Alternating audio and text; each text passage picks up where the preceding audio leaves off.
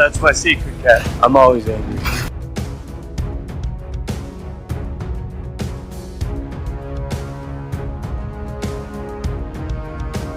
Alright. I ran out of patience. On the roost! Hey everyone, Captain, big fan of Spider-Man.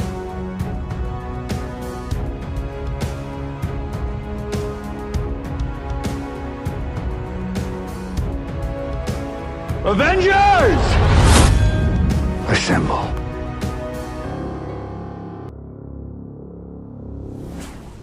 Hello, Peter.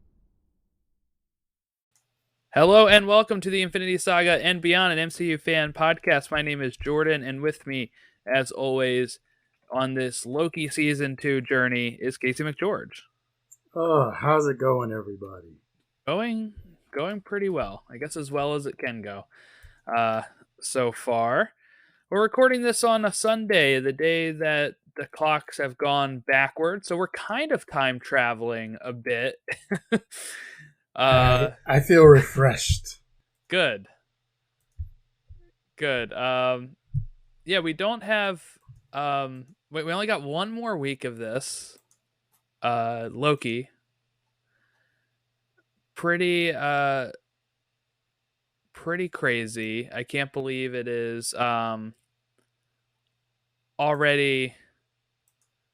almost over.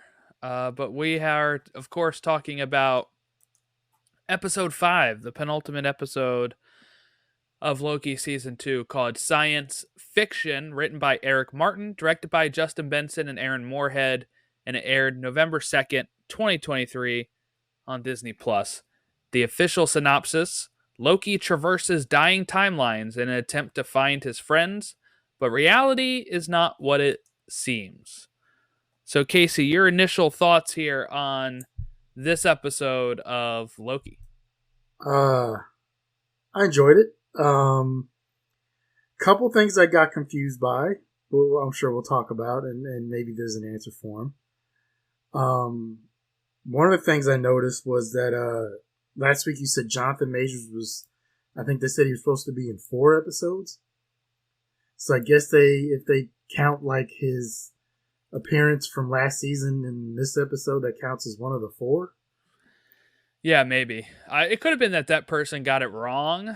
Yeah. But yeah, or maybe he heard or something. I don't know. Yeah, because I forgot about it until after the episode too, and then I was like, "Oh crap!" Like, yeah, he wasn't in this one. Well, like I said, they just used the whole like previous on thing. Yeah. So, which I think they chose an interesting clip for that as well. Where he talked about everything that led them there, he paved the road for him. I think that's going to come back later. Yeah.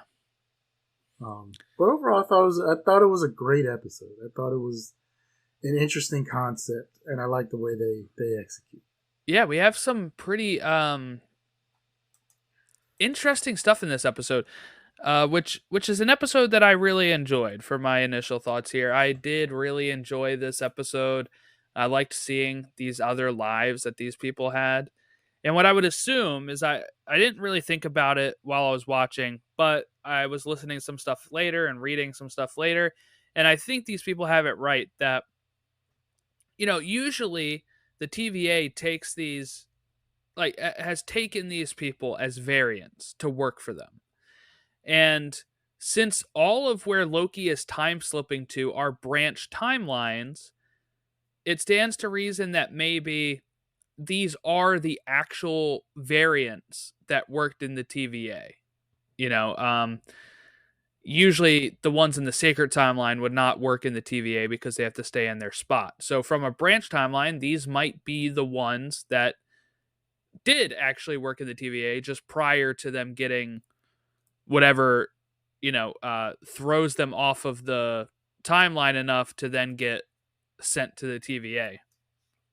And I like that thought. I like that thought of maybe this is our actual Mobius. It's just from a time before he, gets taken by the TVA. But they could just be variants, right? All they really need is the temporal aura, right? That's all they really need from these people. And the plan when he finds a variant of OB here is to get them all with the same like temporal aura to be able to relive that moment in time that might be able to help them have Loki time slip or get to the right moment in time as he's trying to prevent what happens at the end of the fourth episode. But we can dive into it a little bit more here. Just, let's shout out some cool things I think here. We get Casey's identity, not Casey on the podcast, but Casey on the show. His real name is Frank. He has left Alcatraz, and there was a real Frank. Yeah, escape. There is a real world Frank Morris that was tied to a real world escape from Alcatraz. So maybe that's who Casey is. Maybe Casey is this Frank Morris, and then he, this guy that's a criminal in Alcatraz escaping is like this bumbling, fun, funny guy in the TVA. I kind of like the idea of that too. I think it ties back to last season where we find out Loki is DB Cooper. And, that's why DB Cooper was never found, because it was Loki. Yeah, it's pretty cool. And I've heard and read and listened to stories about the guys escaped from Alcatraz many times on podcasts over the years. They never did find the bodies. The FBI closed the case many years ago and felt that they drowned in the waters and that they couldn't have lived. There are people who say that's not accurate, including this one. So I think there were two brothers and there was a third person. One of them, the two brothers ended up supposedly keeping in contact with their mother for many years. And then even after she passed away, apparently they might have showed up at the funeral or they would visit the grave very often. And there was even a time a few years back where one of them, because he was on the run, he was living under like an assumed identity and various things, right? He got cancer. And he obviously, treatment for that is very, very expensive. He was willing to come forward and plead guilty and kind of give the details of what happened that night and where he had been for the last 50 or 60 years to the FBI for cancer treatment, but they turned him down. And eventually he passed away from cancer. So maybe. But I like the fact that they just decided to take Casey and make him kind of I still say he's a variant of Pillboy from The Good Place. Yeah, especially with him with the bank vault where he's asking about the bank vault, about using the temp pad to get in there. Yeah, he still fits in as he's a variant of Pillboy, and he's man, I like it's little things like that. Like I said, when they showed that Loki was apparently DB Cooper last year, yeah, and this with it's one of those things where it's like, man, like who came up with that idea and how did you figure to slip that in there? Yeah, and I guess this one they can't come out and really say like this is him, right? Like in the sense of they just call him Frank. They don't say like Frank Morris, like because I think you can kind of get into some maybe legal stuff there. DB Cooper, nobody actually knows who he was, and it was an alias that they were able to really just flat out say you're DB Cooper. And look, DB Cooper is one of those coolest mysteries, right? Where you just never know what actually happened to him. He's probably died, but that's the kind of stuff that's really cool, and that them kind of tapping into that again here with like, oh, this is a possible real person that escaped, and he's that's our Casey is just really funny. Mobius, we get Mobius as a jet ski salesman in Cleveland. So he's kind of landlocked there in 2022 in a branch timeline. So I guess one of the things we don't know too, in the branch timeline, because 2022 is still part of the blip. Thanos snapped in 2018. Everybody came back in 2023. So we don't know if the branch timeline experienced that. Everything kind of seemed normal, so I assume they didn't, but I don't know. But we had Mobius. He had kids. He had a jet ski selling, and I loved being able to actually see him on the jet ski. But also, one of my favorite parts, Casey, is when Loki says that he's there for the TVA, and he says, "I think you mean ATV." Just another thing that Mobius is selling, and I just Owen Wilson kills it in this show, man. I am such a big fan of how he's portraying this character. I'm really digging him. Yeah, the fact that we finally kind of get to see his he kind of gets his jet ski in a way, right? Even though he's in Cleveland, it's right there on Lake Erie, so there's plenty of opportunities to go do some jet skiing and personal watercraft. Didn't see the single dad coming, but hey, cool. I hadn't thought about that until you just said something about the branch timelines. Like, what did Thanos' snap do to those, if it even affected those at all? Like, that's a whole nother wormhole you can go down. But I think about weird things too much as it is. I'm not going down that one.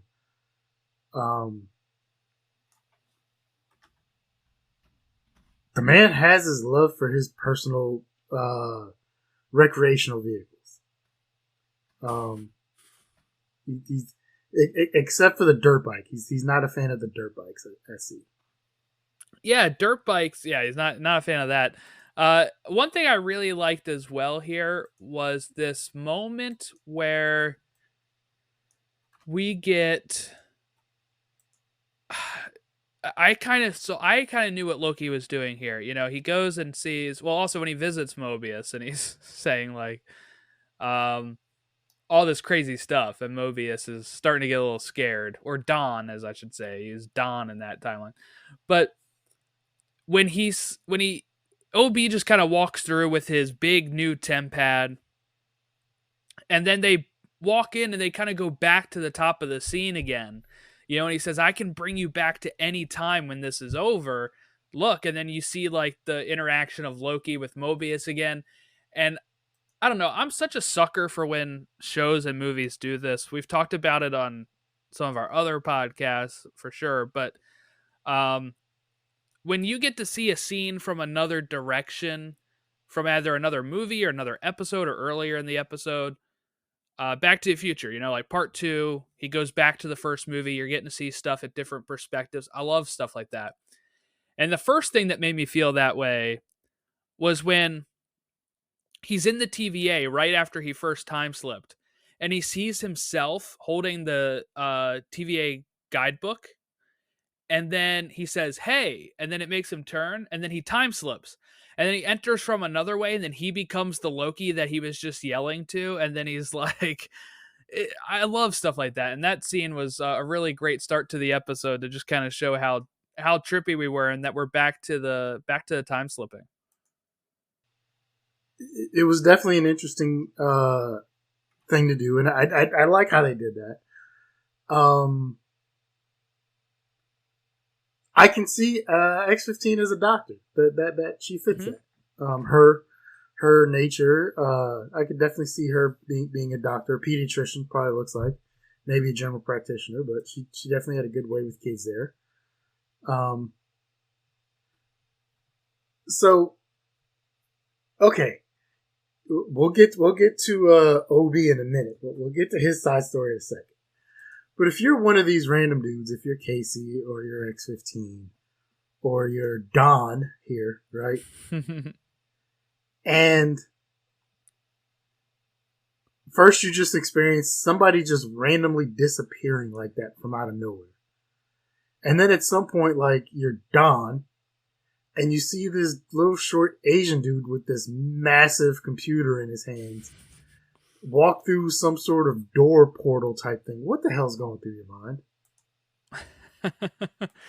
You're like, is that Data from the Goonies? That probably goes through my mind. No, I mean, if it goes through my mind, I'm a little biased. I would be totally on board. I love time travel. I'd be like, sign me up. Let me walk through there. Let's do it. Um, Other people might flip out a little bit more, but for me, it would be a dream come true. The part that wouldn't be is when I start seeing everybody go all spaghetti mode on me. Yeah, spaghettification does not look cool. You know what it Sylvie, looked like more to me no. this time, though? What's that? Angel Like hair pasta? when we see him like looking at the TVA timeline thing, and he like the whole TVA starting to go and it's starting to spaghettify, the way it was growing kind of looked like it reminded me of some sort of like fungus. And I was having like flashbacks to like The Last of Us and like funguses and stuff like that. Um, it looked less like this. I guess because like in there it was like inside the TVA, everything was starting to like just kind of go outward like this. While like when you see a person turn into these things, it looks a little bit more spaghetti like. Sylvie ended up back at McDonald's in Oklahoma. Remembering everything. See, that was one of the things that confused me. That was one of the two things that confused me. One, nothing seemed to have an effect on her. She remembered everything. So, like, what happened? How did that happen? And two, she still had her own temp pad or whatever. And then later, after she went to the record store, and things started spaghettifying there, she was able, like, her little pad worked and she was able to go to wherever. Like, Yeah, since she has the one that He Who Remains had, I'm assuming it's not linked to the Miss Minute stuff, and it's probably since it's like the first one, I assume it's like offline from the other one. So I'm assuming she was still able to use that. So I can excuse that one. Now, if it had been a regular machine looking one, I would probably have a little bit more issue with that. The reason she remembers stuff, I don't know, right? Like, I'm assuming it could be just because she's a Loki variant, and the fact that she's at the McDonald's, like, she never had another life, right? Like, her other life would be her as a kid, Loki, like a female kid Loki up in Asgard before everything got intervened. So maybe just because of how long she's been hopping and doing all this different time stuff, maybe she's a little bit more like they don't have anything to reset her to type of thing is what I'm assuming that might be. I don't know. but her being able to remember everything too. Like, you know, I can see maybe sending her back to that McDonald's in Oklahoma, maybe because, like you said, that was the only life she ever really had outside of Asgard. And just kind of like she fit in there. So, okay, like the world ends, time ends, we're going to send you back to this point, you know. But the fact that she knew who Loki was and she remembered everything, that kind of threw me off because I'm like, okay, wait a minute here. What's going on? Yeah, I can see that, I guess. I was thankful she remembered everything because I just didn't want him to have to go through like re-saying it again for like the uh like so many times to everybody. So for me, I was like, okay, good, she remembers. Let's cut that off. Let's keep this thing rolling, which it did. I mean, this episode still like 45 minutes long, but it was I felt like it was kind of really flying through. Like it went so fast for me, and we get so we had her go back to the McDonald's. They're even going to go to a bar while the world's ending. They're going to have a conversation. But I think my favorite scene of this whole episode is that scene you were referring to about the record store, because I really, really enjoyed the moment when I don't know, the way that they shot this thing, I thought looked really cool. Um, she goes into the the record shop, comic shop. Sorry, we're on a comic podcast, but goes into the record shop, and like when she puts the record down and the camera is like directly over the record, and you just see it spinning, and then that whole scene from there while she's like blissfully unaware of what's going on, And then like even the record like kind of going up in the air, losing almost all of its thing with the spaghettification and just being the label at one point. Like, I don't know. I thought that scene was really, really cool. And I think the effects looked great. I want to ask you a question, Casey. What Sure. is more scary, right? Is it the dusting away from Infinity War, or would you be more scared to see people turn into like the spaghettification? Okay, so 2 questions. 1, which one hurts more? And 2, am I being dusted or spaghettified, or am I watching others being dusted or spaghettified? Let's say you're watching others. I think the scarier thing would be the spaghettification. Yeah, I think so too. It's kind of like turning everybody into like they still kind of disappear and start like floating in the air at some point, but you're seeing them like unravel. I think is scarier than just like fading away, right? Like if I'm there, that seems so much more like, oh my god, what is happening? Get me out of here.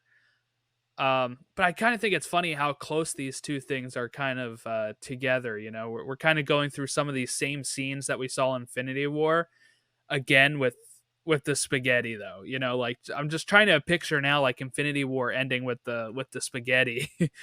um, and if this is kind of like something that's going to consistently carry over in this multiverse saga, or if it's going to be like if it's just a Loki thing with this is kind of where I'm wondering too. I don't know. Let's talk about Obi. I Mhm. love this guy. Yes, even this Obi, right, where he's trying to sneak his books into an independent bookstore, and they don't want to. They won't sell his books. Sell that poor man's books, man. Like, I like the desperation too, where he's like, I'll even pay you cash so you don't have to ring it up, like, because the barcode won't work. He's going to pay for his own book that he brought there and put on the shelf just so he can say he was in bookstores and bought his book. Like, that's how important it is to see, for him to see, like, this happen, you know, getting his book published. okay, for whatever reason, I now connect this, or at least that, with Big Bang Theory now as well. Because it's in Pasadena, where Big Bang Theory was set and located. And he said he had to take a job after he got his PhD teaching, right, at Caltech. And that's it's pretty much the same thing all of those guys in Big Bang Theory do. They work at Caltech as working in theoretical physics, and except one guy was an engineer, and one guy was an astronomer, but the other two were theoretical physicists. So now that's in the same universe, and they work with Dr. Sheldon Cooper and everyone else from the Big Bang Theory in my head. Headcanon. But I mean, I felt bad for him because they wouldn't even sell his book. Like, look, you're an independent bookstore. Business can't be that great as it is, so it's not like you're really losing out. Put a couple copies out there, man. Let's. You never know. Bookstores are coming back. They've been opening up some more bookstores. Barnes & Noble has even turned it around. They're opening some of the locations that they've closed before. They have this new CEO that came over from... Yeah, he did the same thing over in a UK bookstore where he was able to turn their fortunes around, and now he's doing it with Barnes & Noble. And they're Barnes & Noble, and they have millions, if not billions of dollars. A little independent bookstore is I don't probably... know if they have billions. They might be up there. But an independent bookstore that probably is barely affording to pay its rent every month and its employees, like, you can. What year was that in, too, though? What year was he in? I thought it was recent. I thought it said like 2022 or something. All right, well, I'm searching how much is Barnes & Noble worth. Okay. All right, so revenue is going up to 1.5 billion. So you're right there. So he's in whatever this warehouse is. We find out later, after the 19 months when he made the TemPad, which I didn't realize 19 months had passed. Like, there's no way to tell that. Well, yeah, he walks in and Loki's like, "Oh, that was pretty quick." He's like, "Yeah, if 19 months is quick for you, for Loki, it's been 2 minutes." Yeah. His wife left him after I guess he lost his job teaching. That's unfortunate. But another thing that was cool was apparently people have been trying to go over and freeze frame and read all of his little notes on his board to see if there's like clues about the next episode or some other stuff in there. And that'd be interesting for me to go through, but I just don't have the patience right now for that one. That's the kind of stuff that I love about weekly releases, though. You know, you'll have people go overboard. They'll say, let's pause this thing and stare at. This got really popular with Lost, right? Because of stuff like that. It wasn't as popular before Lost, I would say, because Lost was around the time DVRs start. People can pause and easily see stuff.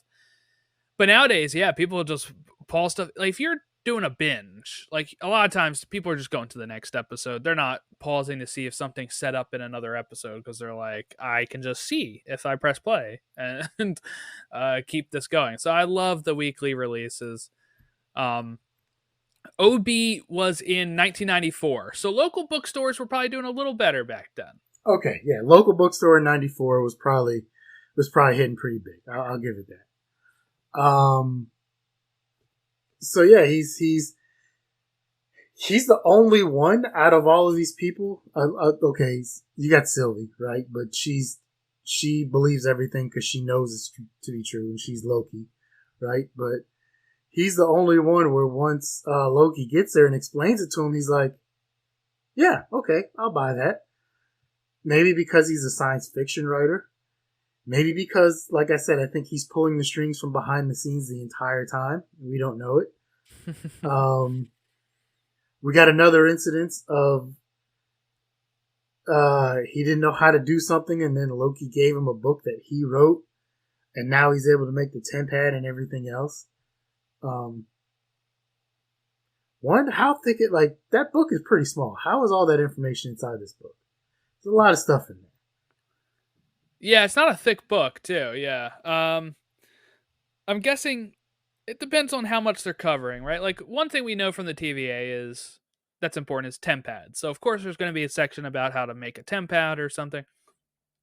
Then they have a section about the loom. We know for sure they have a section about the loom because they've talked about it.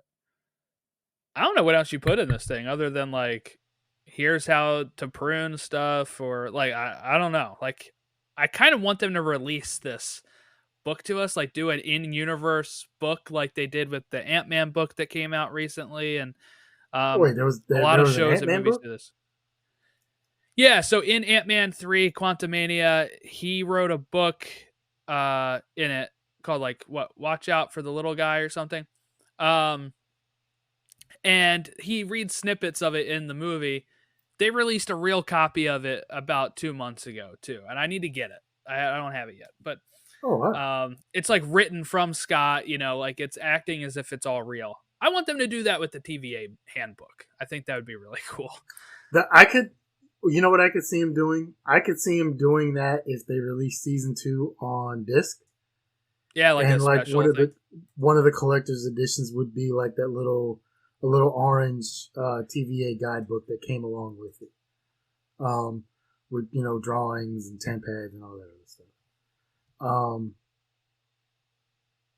But yeah, he's like, okay, sure, I believe it. It's science fiction, sure, why not? Or it's science, and then he falls along easily. He falls into it a little too easy for me. That's all I'm saying. And like I said, I know I'm probably way wrong, but I think he's behind the scenes of a lot of this stuff happening.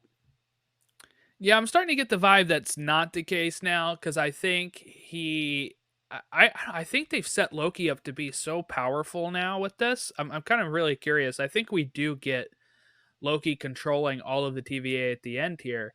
I just don't know what it'll cost or what's going to happen.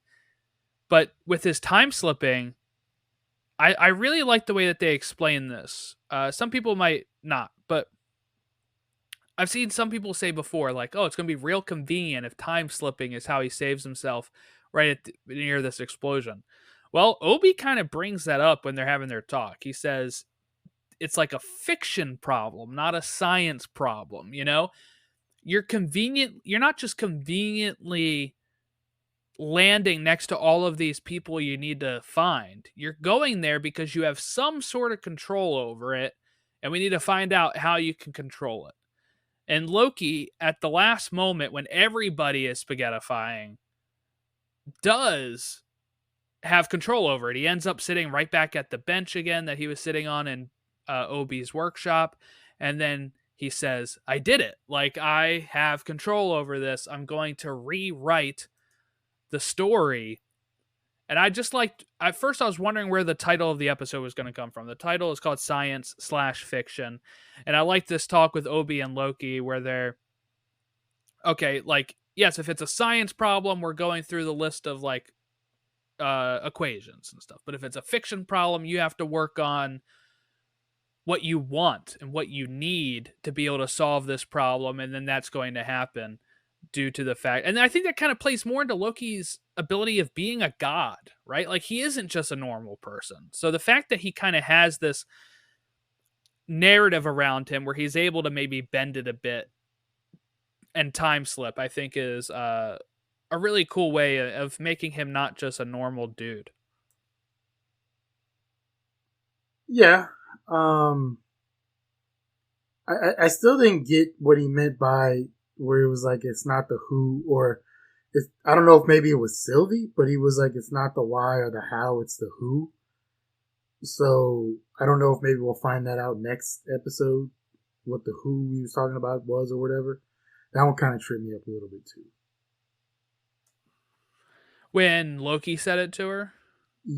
Yeah, at the end where once he realized he figured out how to control his time slipping, he said it's not the why, it's not the how, it's the who. So is the who like Sylvie needed to be there or something? I don't know. Yeah, that's a good question. I guess it could also mean that like it's the who meaning me, right? Like I am the like I it's not the what or the how I'm time slipping, it's me. I can cause it, I can control it type of thing maybe. Or there is an answer that he has in mind on how he's going to stop the stuff in when he goes back, and he now does realize that there is maybe Victor Timely wasn't helping them, right? Maybe there's a way he needs to stop somebody when he goes back. I'm not sure. There's a lot of possibilities with the way he said that.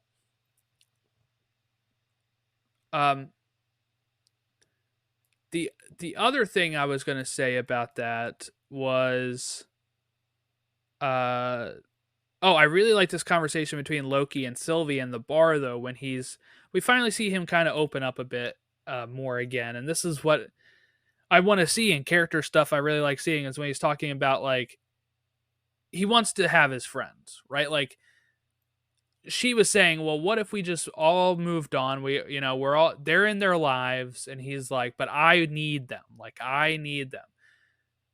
On top of the fact that also all this stuff is going to hell. So obviously they're not going to all be fine. But, in his mind, it's also, he just finally has friends, right? And he doesn't want to lose them immediately after gaining them. So I'm glad to see him kind of having some more ownership over those thoughts of, and him claiming that they're actual friends of his. I like that. Yeah, I mean, that's some good growth right there. That's not something the Loki from early in the Avengers series would have had. Yeah, some people have pointed out, he's said before, like, you guys are meant to be ruled, and you are the ant, I am the boot, right? And now these are like his best friends, so it's pretty funny. I don't know. I want to know. I don't want to have to wait a week and wait to see what happens, because, like, I'm trying to figure, like, I don't know where they go or how they resolve this in one episode. Like, what happens next? Does Victor Timely come back? Do we get another variant of King? Is Obi really behind stuff and secretly evil? And we find that out next week. Like, what's going on? It's funny. I did see, we're gonna kind of keep this more on topic of the show, but the Jonathan Majors stuff. There was an article that came out. I did an episode about it as an emergency episode and stuff. And one of the options is recast. You know who I saw people clamoring to recast him with? Ki Hoi Kwan. They said make Obi the next Kang variant, and I was like, oh, is this Casey typing this in here? Somebody else was on board with him being behind it all, so I thought you would like to know that. I think it could work. I mean, that's one of the good things about him being a variant. Like I said, is like we said before, is just the fact that you can just easily recast him as a variant. It's not like it's the end of the world. It's just, okay, well, let's get someone else in here, and you can write and come up with some sort of valid reasoning as to why that's happening. It's just like, hey, he's a variant because of this reason. But I think, man, that whole Jonathan Majors thing is really going to be interesting to see how that plays out. Because they got so much invested in him. And now it's just an issue of, like, where do they go? Yeah, it's tough. When I hear them say in that article that they might just even try to move on from Kang, or that they were going to maybe shift to another villain, I was like, this is the easiest guy to recast. It's literally got thousands of variants. Just make it be the one that doesn't look like Jonathan Majors and move on. Insert him into the post-credit scene of Ant-Man or whatever. Like George Lucas did, special edition. I listened to the emergency pod last week. Yeah. And while I can see your point, I can also see their point about maybe it's just easier to cut ties in general. Like, okay, you know what? We had something moving along. We had all these grand plans. And the fact is, they also have another out because everything got delayed because of the strikes and the actor strike that is still going on. So that's why I kind of brought up, a couple weeks ago, like, hey, do you write someone else in, like another villain in completely? Now that you kind of have a chance to just take a brush and say, you know what, it just wasn't meant to be. So be it. Let's just wipe the slate clean. You can have, I think it was saying Doctor Doom or something. Yeah, that's what the article speculated. There's no source, but yeah, on that you can find a way to have him come in and maybe just wipe Kang out, and now that sets him up as the new big bad. If they do it that way, I think that's fine. Like in the sense of like I just don't want them to drop him completely in the sense of like there's no seemingly closure. If they do something where like they somehow show the back of Kang's head and it's not Jonathan Majors, and they show somebody kill him and then whatever in a post-credit scene, fine, that's the way they need to go with it. I just don't want it to be like, we never heard about Kang ever again. That's kind of weird. So the original Thanos that they showed when was the first time they showed Thanos? Avengers 2012. So at the end of Avengers, that guy who was Thanos was not Josh Brolin. Yes. It was Allison Hannigan either. It was Allison Hannigan's husband, Alex Denisoff or whatever. That's right. He worked with Joss Whedon in Buffy the Vampire Slayer and Angel. Now, I don't know if the original plan was that they were going to cast him as Thanos. I can tell you no. If they were just using him temporarily, and then eventually they got Josh Brolin, but that wasn't the Thanos from the original one.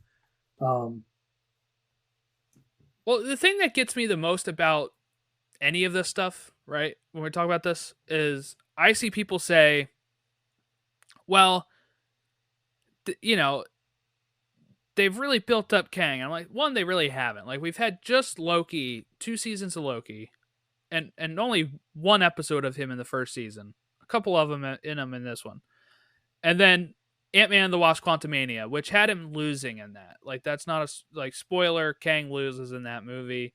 Then he kind of set up that there's more of them coming, but he's only been in a few appearances. Now, I've also had people say, well, they just haven't used him in enough projects yet. Like, they haven't built up to him properly. And they're like, you know, like they say Thanos, he was built up to so properly. And I'm like, he really wasn't either. Like 2012, he smiles at the camera. 2015, and an end credit scene, yeah. Yeah, 2014, he shows up in Guardians for like a minute. 2015, Age of Ultron, he grabs his gauntlet and says, fine, I'll do it myself. I'll do it myself, yeah. That's it. Until 2017, when he shows up in Infinity, or 2018, whatever year it was, 2018 for Infinity War. That's all of his appearances. You can still, if anybody's worried about them, like maybe rushing Doom, which is something I was kind of apprehensive about, if they still have time to throw him in 3 post-credit scenes, and that'd be like the same amount of time that Thanos got, you know? So, and it's fine. It's not like they haven't gone and, I don't know, renamed projects before for whatever reason.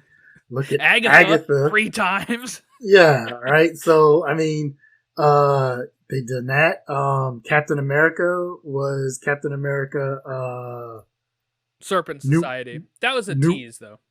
New World Order. That's right, New World Order. Yep. And I don't know whatever it is now. Brave New World. What was that one you said? Serpent Society. What was that? Yeah, so they did that the same day they announced Civil War. They didn't want to let everybody know it was Civil War. So what they did was, in this place that they were doing, I think it's the El Capitan Theater in California. But they did this event in 2014, October 28th. I know I got a car accident that day, and I remember being really excited about this news. But they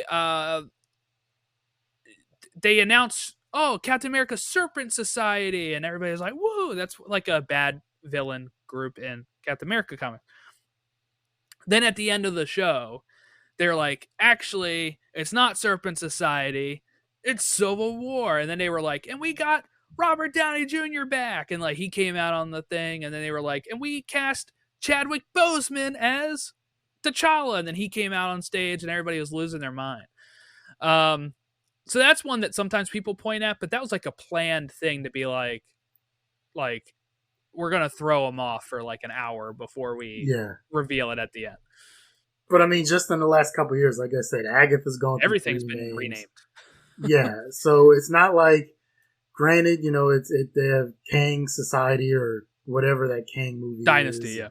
Kang Dynasty and whatever. And that's not in stone. Like we had a writer's strike. The writers have been called off of that movie. I think they're trying to rewrite it. So that can obviously still change the name and change the whole plot.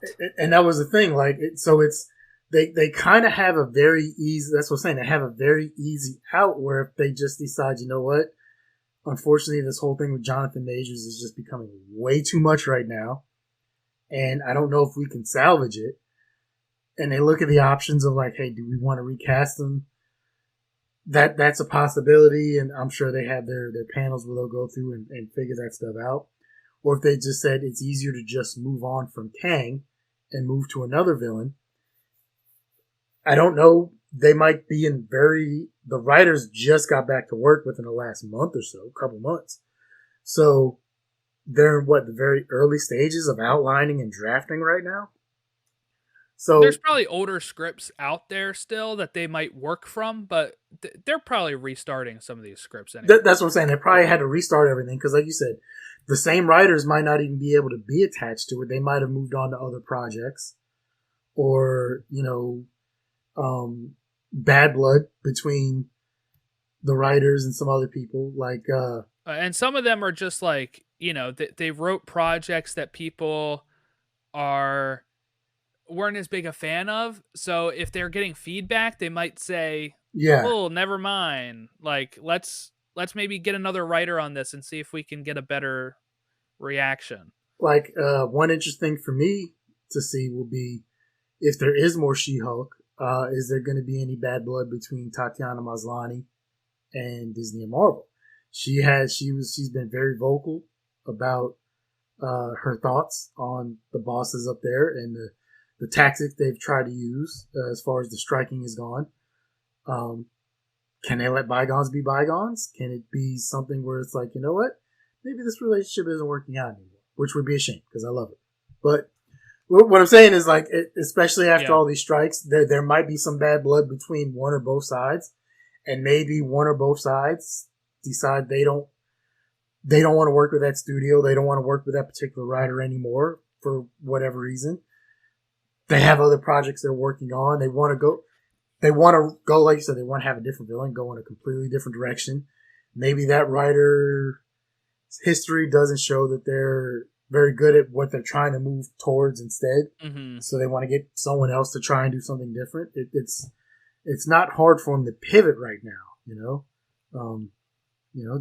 just take, like Ross said, just take the couch and pivot. Just pivot. It may have come at the best time, honestly. The strikes and stuff, in the sense of they were running full steam ahead on this stuff, and with him, by the time of Quantumania, if the strikes hadn't happened, they would have either still delay stuff anyway, or they would have been like, hey, this is the plan, this is what we're going with. Maybe this is... That stuff there might have already been stuff that's been filmed. Yeah, true. By the time his trial's over, for sure. I mean, like, they probably would have already started working on... I mean, the rumor was Kang Dynasty was supposed to start filming early next year, because you have to get that... Originally, that was going to come out in 2025.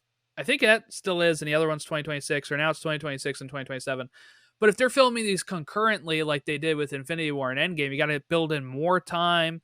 You don't know when you're having certain actors available. All of that's going to be reevaluated once these strikes are done too, because if you want him to have appearances in other movies, cameos or these post-credits things, you've got to figure out, okay, hey, we need him for like 3 days in the middle of this. So hey, we gotta delay this part of filming this movie because we only have Jonathan Majors for these 3 days, and we got to get his scenes for, so we got to shift everything over, to the right by like a week or so. Because Stan Lee talked about that, like when he was with the time I saw him at a thing in Hollywood. He talked about he had nothing to do with any of the Marvel stuff. He said his agent and the guy he worked with would just get calls like, hey, we're filming this movie. What is Stan's schedule like during these times? And they tell him what days he was free or whatever, and they'd be like, okay, we'll set up transportation, blah, blah, blah. We'll, and they would get him out there for like his 2 days or his day to film his scene. And, they might have to shift everything around because it's Stan Lee. You don't make Stan Lee wait. And the fact is, like, unfortunately, as we find out, you don't have him forever. So when you can get him, you have to get him and use him as soon as you can. So I think near the end there too, I think James Gunn around Guardians 2 filmed like a few with Stan for other people, just to have him in the bank. Yeah.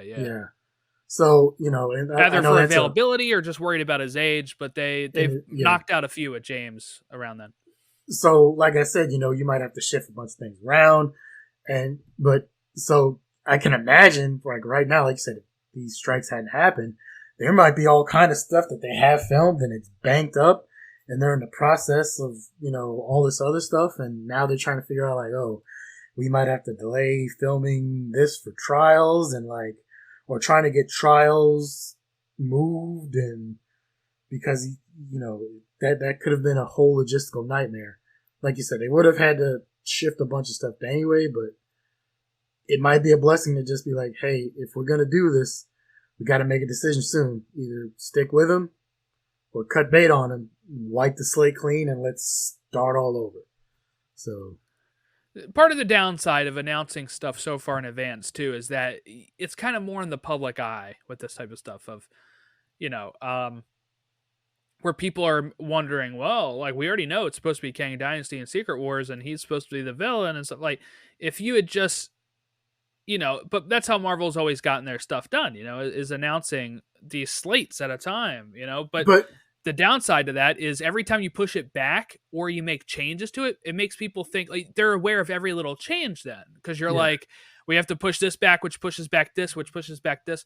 If you don't say all that stuff, then it's a lot less like in the public of what you're doing, you know? So when after they did Iron Man, I can't they talked about the Avengers Initiative at the end of that.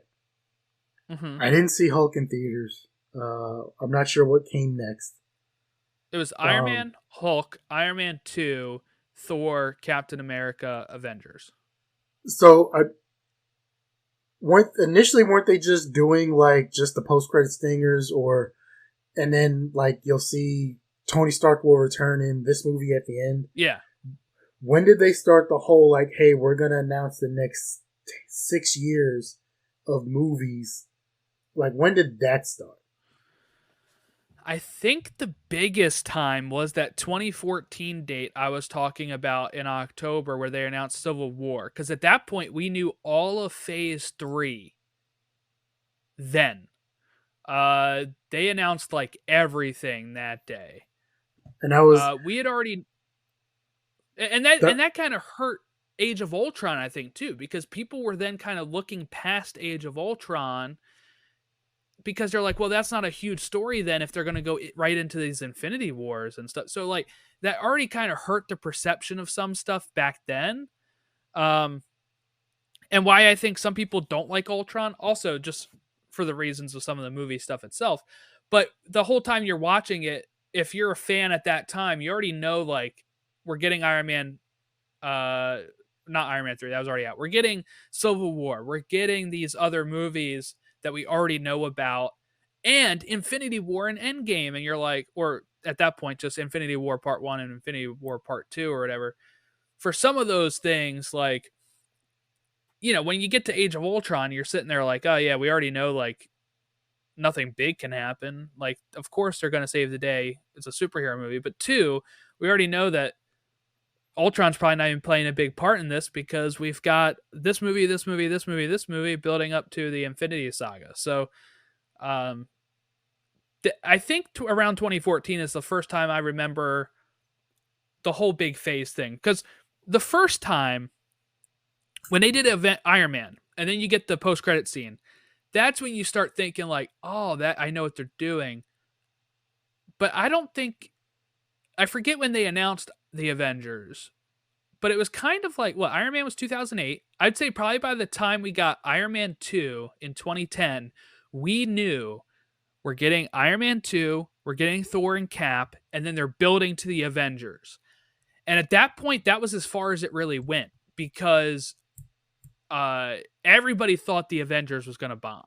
I remember reading so many articles about how the Avengers was going to bomb, and this will be Marvel's first bomb, and it'll flame out here. How can you expect to make $1 billion movie off of these C-list characters is what they kept asking. And then it became $1 billion Mm-hmm.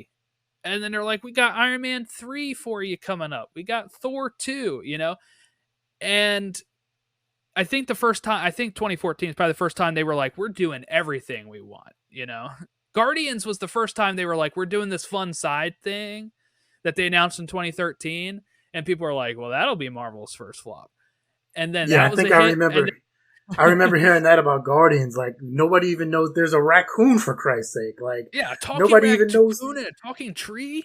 Nobody even knows who these people are. Like, so it's just, I don't know. Like I said, I would like to maybe go back to the days of the early days where maybe 1 or 2 movies announced ahead of time, or just your post-credit stingers were setting up other stuff. Yeah. Because like I said, and that, I think that helped because you could still keep some stuff kind of secretive and you can still work on stuff. Obviously stuff is still going to leak out, blah, blah, blah.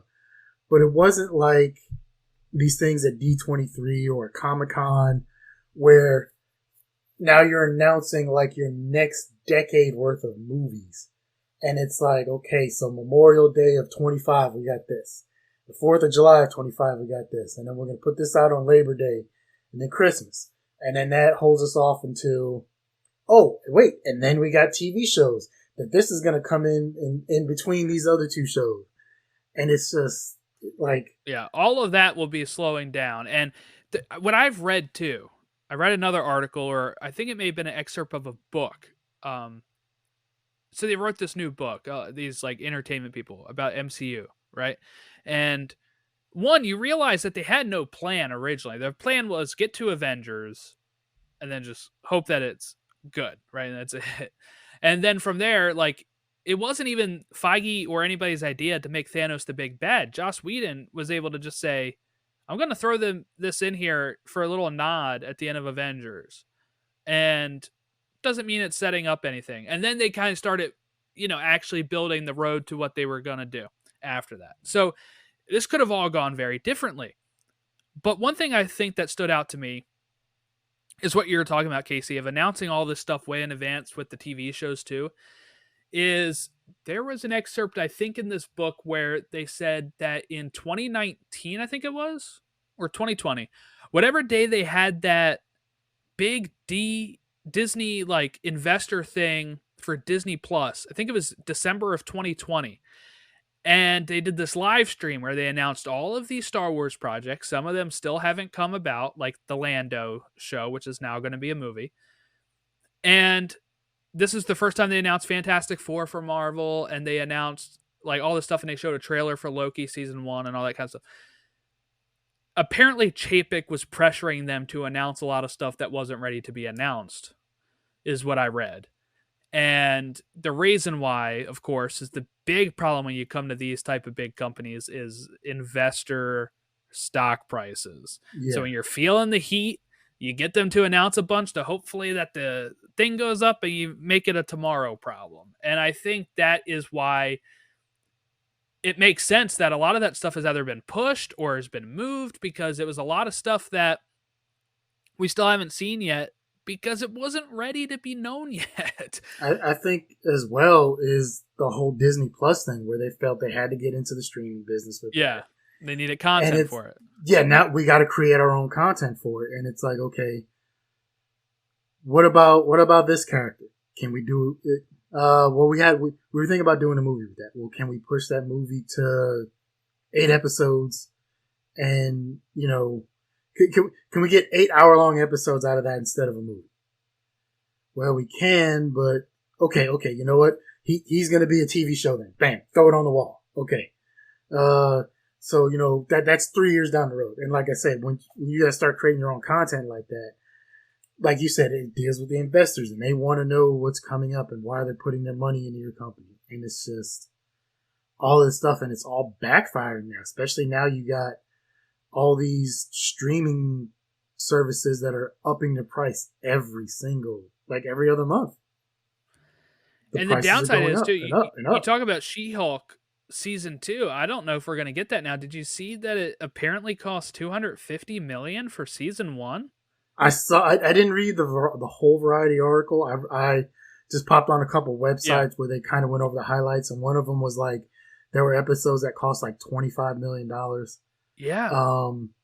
Apparently she wasn't even going to transform until like the second to last episode, like episode 8.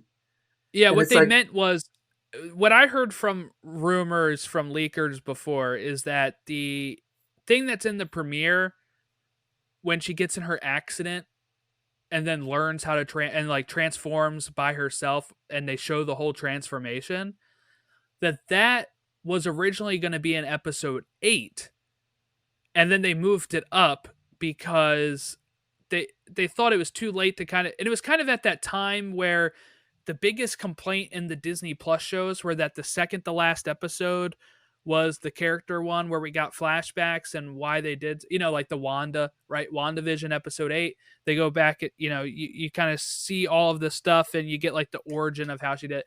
That was kind of the biggest complaint at the time. And then it seemed like they were doing the same thing with She-Hulk, where she would have been She-Hulk in certain episodes before that, but we wouldn't have gotten the full like transformation on screen where they show every bit of her transforming and show the that backstory. Makes a little more sense. I thought we weren't going to see her as She-Hulk until episode 8, and I'm like, it's way too long, especially when the show is called She-Hulk. Like, right. No, I would like to see the more. I think it was misconstrued from that original report on that. But I mean, still, even then, it's like, I always thought, yeah, first episode, you have to show us why we care about She-Hulk or why we even care about this stuff. You got to show it early on. I think just like you can't just act like, oh, this is a She-Hulk right now. Like I think you still have to do the How? original, Why? yeah, the original Like, how, why, what, when, uh, and they were gonna save that till the second to last for no reason. I think. I'll even go so far as to say I don't disagree with the aspect of saving money and showing some of the transformations off. Oh screen. yeah, it's fine. Yeah. Like once we see it the first time, we kind of get the gist of what happens. Like, okay, great, we got it. We know what happens. Like, I don't necessarily need to see it every single time. Like, you've shown me how it happens. You need to save money on the VFX, and that's a whole separate story with how they treat their VFX teams and stuff. But you want to save money and various other things, I'm fine with that. Like, we don't need to see it every time. But yeah, so I just, man, that I would like to see if they would give it a second season. I know there's been rumors about it.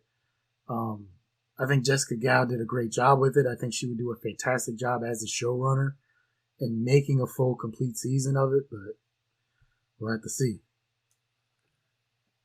Yeah, I know we just went way off on Loki, but I think it is all tied together on what we can kind of expect here and you know, all of that stuff. So so next week is the finale. Yes. I know Echo's coming soon, but that deals with a whole separate character. And January 10th, yep. Okay, and then you got the Marvels that come out this week, right? Yeah, Thursday. Okay. When is the next movie after that? And who is it? Who and what is the next that they have in the shoot after that? Oh, good question. I think the next one was supposed to be Deadpool 3, but that got pushed. We're probably getting Captain America 4 next, and then probably Deadpool. And then if Thunderbolts can hit Christmas next year, we'll get Thunderbolts Christmas next year. But I forgot about Thunderbolts. If not, I would expect that to get pushed back. I think they had just started filming, or I don't think they're very far along, which means that they'll have less than a year to get that together by the time the strike's over. So I can't see that hitting Christmas. If anything, I think Cap could stay at July and you just move off of Deadpool in May and they can bump up another movie that's not Marvel to May. What has been filmed already or what is in the process of being filmed? So Brave New World for Cap is like completely done filming is what I heard. They might have to do some reshoots, but they'll have plenty of time to fit that in. Okay. So that one should be no problem.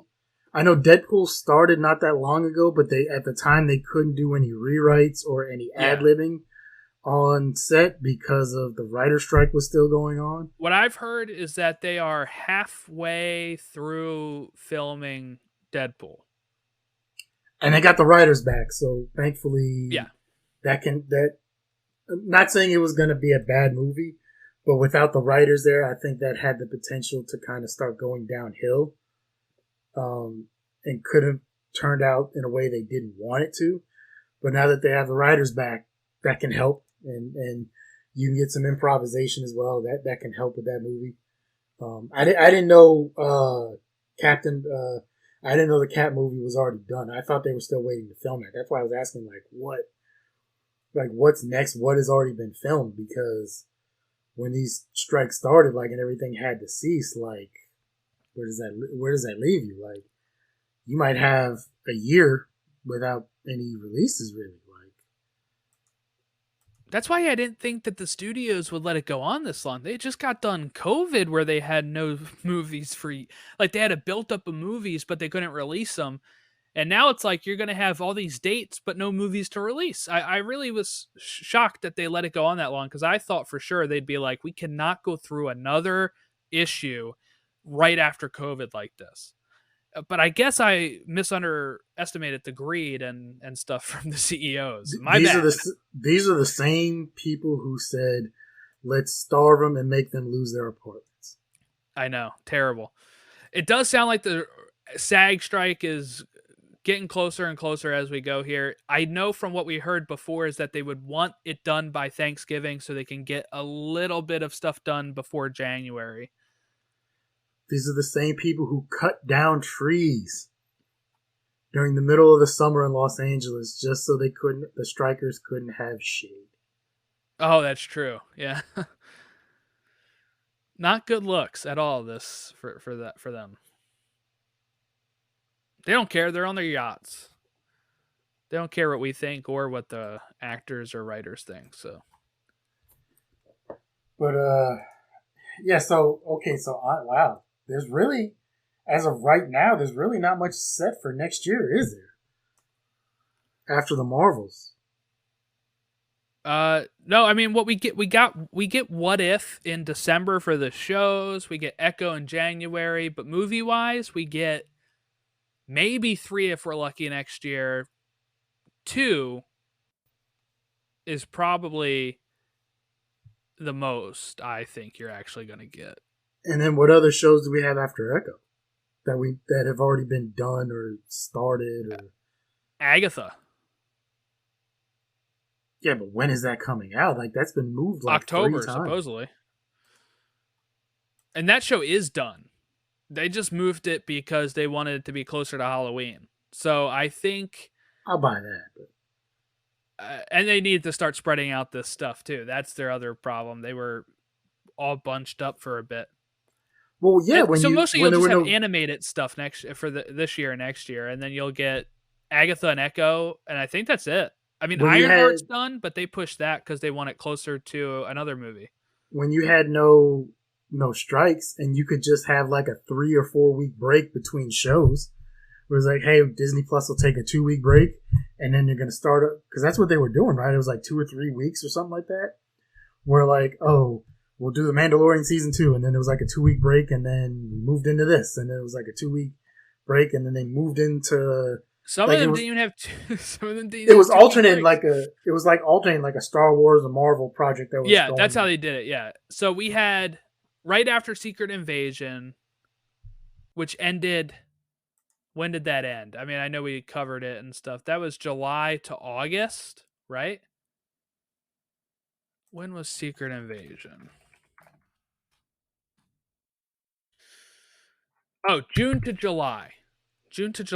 Then we had a 4-week break for until Ahsoka started.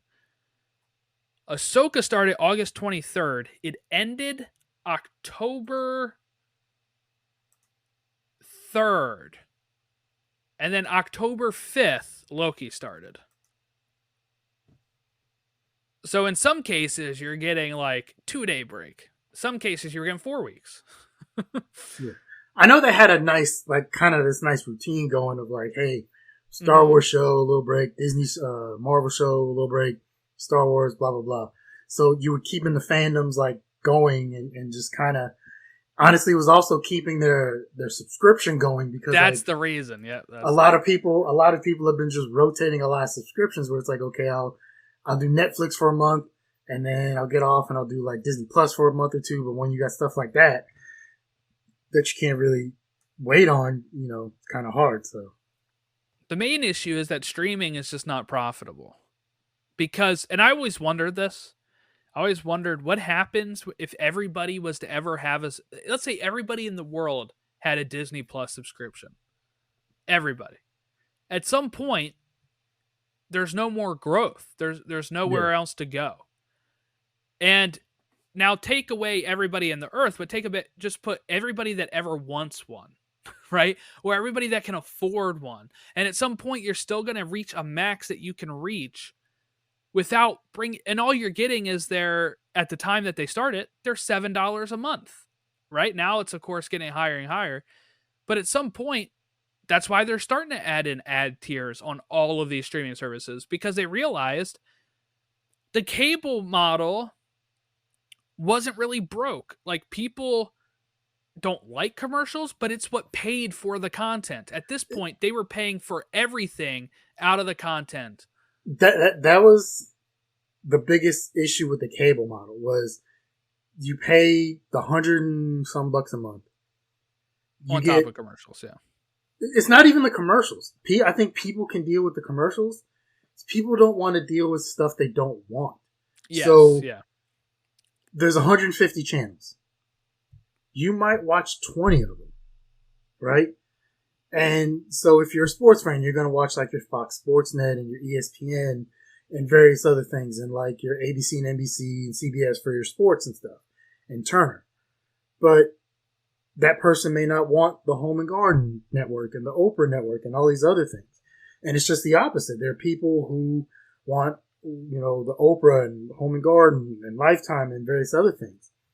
But they don't want ESPN. They don't want Fox Sports Net. They don't want people on one side of the aisle or other, don't want the other side's news as far as CNN and MSNBC and Fox and various other things. But you're paying this massive amount for, like I said, that was the main reason. I want to say in 2000, when Hulu first came out, I stopped my cable bill because I was literally watching like 5 channels. Well, I was only watching like 5 channels. And then when I was like, and one of them was Fox, and it was like, I could watch The Simpsons and Family Guy. Oh, I can watch it the next day? Like I'm not going to keep paying for cable for that. And then I found out like a lot of places were putting their stuff on YouTube. So like I was a big G4 fan back in the day during its first run in its heyday. And I would watch like Attack of the Show and like X-Play, their video game podcast. And Attack of the Show was just a weird show. But you could get all their best clips like the next day on YouTube. They would upload to their YouTube channel. So why not? Like it didn't make any sense for me to waste all that money. And then the other thing I think we were talking about a couple weeks ago where I was watching something on Max and I got commercials and I thought I had the tier without ads. Yeah. I realized I don't have the tier without ads because at least right now I'm paying like $8 a month or something for ads. The tier without ads is like 20 something bucks a month. Wow. So like just to skip commercials is like it's like $20 a month or more. And that's one of those things where it's like, you know what? I'll watch a couple commercials. Yeah, sometimes I do like not that I like commercials. Like for Disney Plus, I always have to have the non-commercial version for me because I like being able to watch these like Marvel shows and Star Wars shows without the commercials. But there's some other ones like I watch Paramount and I'm watching the new Frasier, and it's the bad thing about that is like they'll take 120-second, so 2-minute commercial breaks on a streaming service, each commercial break almost. I'm like, oh my God, this is killing me. But it'll be a time where I can go and like, get a drink real quick and not have to pause it. You know who's bad with that is Peacock during the Sunday night football game. And they will show the exact same commercials each time. Single time. Well, it's a Sunday today, break. So you're going to see some of those again. Yeah, and it's a good game, so I got to watch it tonight too. All right. Well, I guess we'll wrap it up. Anything else about this episode of Loki? I know we kind of went off here for a bit, but I'm trying to think if there's anything that I really enjoyed that I missed. I let me say real quick, I forgot to mention this, and I was listening to another podcast that mentioned it. Thank God. But and now my browser has frozen so far. Okay, we're good. In the episode before, episode 5, I think it was, when they get Victor Timely to help them. So episode 4, sorry. And they do the whole like model, and Obi's got his whole model of the loom and everything, and he's apologizing that it's not up to scale and all that. Really reminded me of Doc Brown in Back to the Future, where he has almost the same lines when he's built the whole Hill Valley, and he's apologizing to Marty that it's not up to scale and everything. And Marty's like, "It looks great, Doc." Like it reminded me straight out of that, and I'm meant to bring it up last week and totally forgot. Did you catch the post credits thing? On this one? Yes. No, I did not actually. I thought I watched the whole thing, and You now I'm gotta. reading that there was some like audio thing. Yeah, so you gotta wait once it skips down to the little box on the side, right? Yeah. You gotta go back over to the box, And click back on it, and bring the Oh. box back up. And then it goes through, and then you'll get the audio thing. All right. You know what? Let me do that real quick on here, so that way I'll cut this part out. And then if we need to talk about what it says real quick, we can do that, and then we can wrap it up.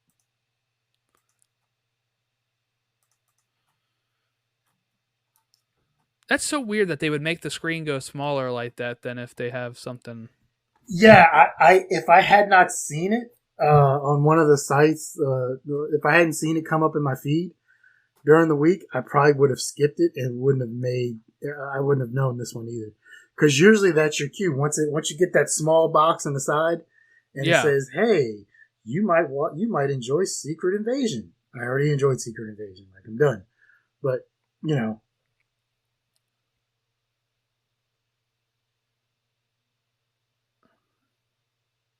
All right, let's see.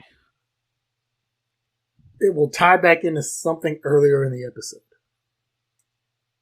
Yeah, I think I got spoiled on what it is, but let's see if I can actually see it for once. How long is it in the little part?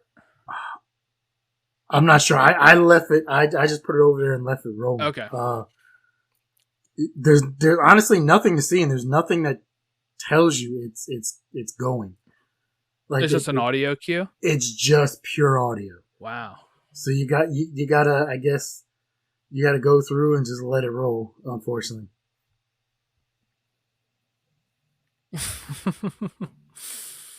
All right. So I went and watched it.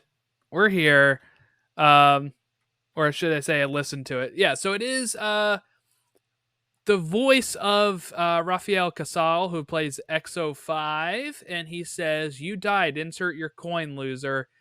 And apparently, I didn't notice this either. In the bar they went to, near the McDonald's that Sylvie was, there is a Zaniac arcade game where I guess that line of dialogue is from. That's pretty cool.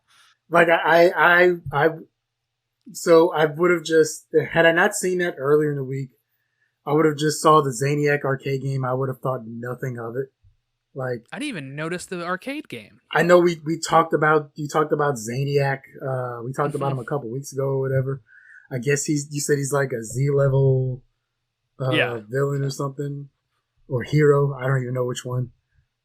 Doesn't really matter when you're Z level. Like, you're getting cats out of trees at that point, I guess. I don't know. Yeah, but it's just weird that like we said, usually when that screen shrinks, like that tells you like, hey, the episode's done. So to put it that far at the end, man, like, they bamboozled us. Yeah, that's pretty funny though. I like that they can do stuff like that.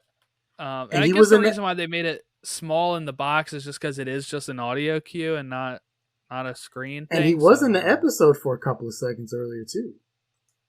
Was he? Where at? They had him in there. With Mobius with the jet ski, where he was talking to Mobius about the jet skis. Oh, you mean like in this episode? Yeah. Oh, in the previous on, right? In the previous on, yeah, he showed it. Yeah, because he did that in the first episode. Yeah, where he mentioned the jet skis. I forgot that they showed that in the recap. Which is cool. Yeah. At first, I was wondering like, oh, did they actually have a scene with him? But he was. When's the last time we saw him? He didn't get pruned, right? Only the other lady did. So Ravonna got pruned. We saw. So I guess we saw him at the he's just at the episode. TVA when it went up, I guess. Yeah. So, I don't know. I guess he went back as Brad Wolf or whatever, being an actor. Did he get spaghetti? All right. I guess he did. I don't know. We'll wrap it up here. If you want to reach us, email us marvelplusrecaps@gmail.com, or you can reach me on Twitter at TO Infinity Saga. Earlier this week, I did the emergency pod about maybe recasting Kang or moving on from Kang, bringing Tony or Nat back, which was a rumor. Did that with my friend Ron. We were already recording a Spider-Man 2 episode, and we just ended up we were going to cover that Variety article for like 10 minutes. We went on for 30. So I was like, I'm splitting this into two. We're putting this up separately. And then I also released the Spider-Man 2 PS5 spoiler discussion, which is also up. Over on our DC podcast, I had a episode which was we kind of dove into, well, with the non-success of the Flash film, will there be a lack of Flash in the new DCU that James Gunn has for a while? Like, will we kind of go through a Flash drought? Me and my friend Chris went over that, and we share our thoughts on if that is likely or not. Over on the Star Wars podcast, we did a live watch of The Phantom Menace over on the YouTube, and I'm currently editing that to make that into a commentary track for a podcast if people want to listen to it while they are watching the movie. And then Casey and I just released our Lord of the Rings Fellowship of the Ring extended edition episode of Films for the Very First Time, where we each pick a movie alternating every single week. Casey's never seen Lord of the Rings. I'd never seen the extended edition, so we just decided to lump that into one go there. And yeah, so we talked Fellowship of the Ring. Coming up next week is Terminator for my first time, and then we'll go back to Lord of the Rings for the Two Towers. Then we'll alternate to Terminator 2, etc., etc. So that is coming your way later this week. I think that's mostly all I've got to talk about. Too many shows. But yeah, so thank you all for watching and listening. We will catch you next week when we talk about the Loki finale. And then I guess hopefully it's next week. I don't think I'm going to have jury duty problems, but we'll see. I'm like so scared I'm not going to be able to record any podcasts. It's like my biggest fear right now. That's right. You said you got jury duty next week. On the same day Thursday. The Marvels comes out. Yeah. And then I think Ron will be coming on to talk about the Marvels when that episode whenever I get to see it. I think we're going to talk about the Marvels, and we'll break that down on there. Yeah. Well, thank you all for watching and listening. We'll catch you next week for Loki Season 2, the finale.